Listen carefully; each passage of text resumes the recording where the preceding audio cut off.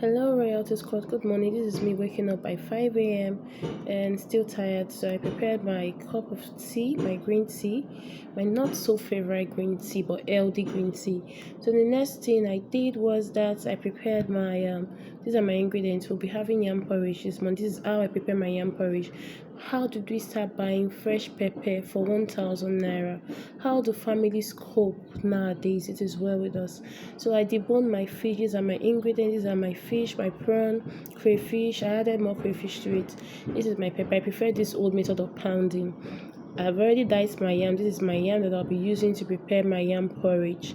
And this is for a family of 6.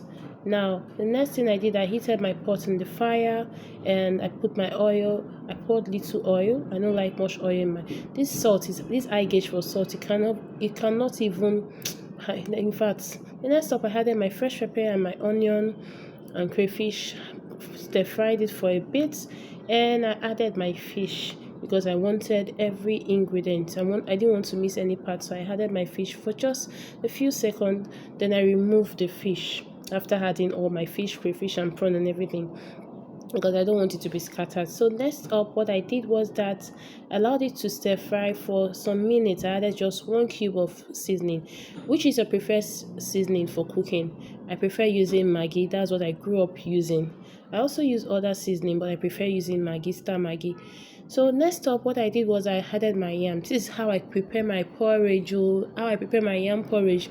I don't know how you prepare yours, but this is how I prepare my yam porridge. So I stir fried the yam and I added little water to the quantity that I want the porridge to be. I added my fish again.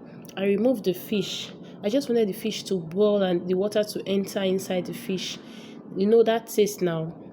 I removed the fish and now I want to use my what's it called, spatula to stir. I'm not using spoon now so it won't get burnt.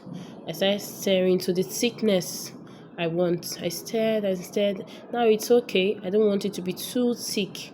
I added my vegetable. And next up what I did was I allowed it to cook just for some few seconds. And after that, what I did, this is okay, food is ready. I removed it from the fire and I served my food. I added it's not easy.